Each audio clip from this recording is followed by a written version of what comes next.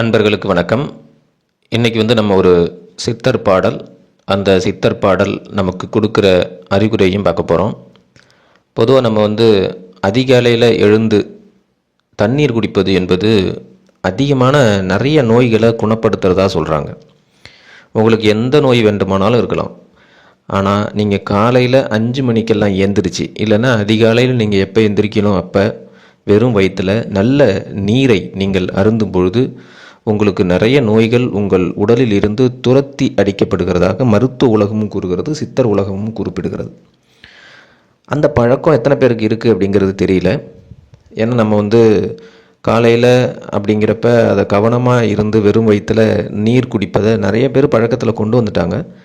அவங்களுக்கு எல்லாருமே நிறைய நோய் வாய்ப்புகள் அவங்க உடலை விட்டு போயிடும். அவங்கள அறியாமலே இந்த நோய் அவங்கள்ட்ட இருக்காது. அதுக்கான காரணம் அவங்க அதிகாலையில் குடிக்கிற தண்ணி தான் அப்படிங்கிறதுமே அவங்களுக்கு தெரியாது. ஆனால் அவங்க அதை குடிச்சிக்கிட்டே இருப்பாங்க. அதனால் உங்களுடைய உயிராற்றல் பெருகும். அடுத்தது தண்ணீரை 4 வகையாக நம்ம பிரிக்கலாம். ஒன்று ஆற்று தண்ணீர், ஊற்று தண்ணீர், மழை நீர், பனி நீர். இந்த 3 நீர்கள் நமக்கு கிடைக்கிறதுக்கு வாய்ப்பு இருக்குது. ஆற்று நீரோ ஊற்று நீரோ மழை நீரோ கிடைக்கும். ஆனால் பனி நீர் என்பது பனி பெய்வதன் மூலம் அந்த நீர் சொட்டு சொட்டாக சேகரிக்கப்பட்ட நீர். இந்த நீரை அதிகாலையில் நீங்கள் உண்ணும் பொழுது, அதிகாலையில் நீங்கள் அருந்தும் பொழுது உங்களுக்கு அதிகமான நோய்கள் உடலில் விட்டு விலகுகிறது என்றும், நோய்கள் இருந்தால், அப்படி நோய்கள் இல்லாத உடலாக இருந்தால் இது போன்ற பழக்கம் உங்களுக்கு தொடர்ந்து ஆரோக்கியமான உடலை பெற்றுத்தரும் என்றும் சித்தர்கள் குறிப்பிடுகிறார்கள். அதுவும் ஆற்று நீர். காலையில் நீங்கள் எழுந்த அதிகாலையில் ஆற்று நீர் அருந்துவது என்பது உங்களுக்கு நோய் வருவதற்கான வாய்ப்பே இல்லை என்றும் குறிப்பிடுகிறார். அது மட்டுமல்லாமல் ஆற்று நீர் உங்களுக்கு ஆண்மையை பெருக்கும் என்றும், உங்கள் உடலில் இருக்கக்கூடிய ஒவ்வொரு செல்லிலும் இரத்தத்திலும் இருக்கக்கூடிய நச்சுத்தன்மையை போக்கும் என்றும், பெண்களுக்கு கருமுட்டை வளர்ச்சியில் உதவும் என்றும் குறிப்பிடுகிறார். நம்ம எந்த மருந்தையும் பற்றி நாங்கள் பேசலை, வெறும் தண்ணீரை மட்டும்தான் பேசுகிறேன். இந்த தண்ணீரை காலையில் அதிகாலையில் ஆற்று நீரை அருந்தும் பொழுது, ஆனால் இப்போ இருக்கிற ஆற்று நீர் என்பது எப்படி உங்களுக்கு சுத்தமாக வருதா அப்படிங்கிறத நம்ம பார்த்துக்கணும்.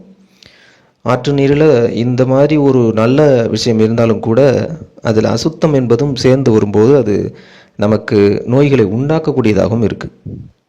அதனால் அதிகாலையில் நீங்கள் ஆற்று நீரை அருந்தும் போது நிச்சயமாக உங்களுக்கு அது ஒரு சுத்தமான தண்ணீராகத்தான் இருக்கும். இதை நீங்கள் முயற்சி பண்ணி பார்க்கலாம். அந்த மாதிரி ஒரு பாடலை தான் நம்ம இன்றைக்கி பார்க்க போகிறோம். ஆற்று நீர் வாதம் அனலம் கபத்தோடு தோன்றுகின்ற தாகம் துளைக்குமே, ஊற்றமிகு தேகத்தினோ ஐயெல்லாம் சீறி துரத்திடும் போகத்தில் தாதுவுமாம் போற்று. இந்த பாடலுடைய பொருள், அதிகாலையில் தூய்மையான ஆற்று நீரினை பழகுவதால் உயிராற்றல் மேம்படும். வலி, அழல், அயம் என்கிற 3 உயிராற்றல்களின் மாறுபாடுகள் சீராகும். ஆண்களுக்கும் பெண்களுக்குமான உடல் ஆரோக்கியம் பெருகும். உடலின் அடிப்படை திசுகளில் கலந்துள்ள நச்சுத்தன்மை நீக்கப்படும். ஆண்களுக்கு ஆண்மை பெருகும், பெண்களுக்கு கரு உண்டாகும் என்று இந்த பாடல் நமக்கு உணர்த்துகிறது. பாடலை மீண்டும் பார்ப்போம். ஆற்று நீர் வாதம் அனலம் கபத்தோடு தோற்றுகின்ற தாகம் துளைக்குமே, ஊற்றமிகு தேகத்தினோ ஐயெல்லாம் சீறி துரத்திடும் போகத்தில் தாதுவுமாம் போற்று. ஓம் நம சிவாய. நன்றி.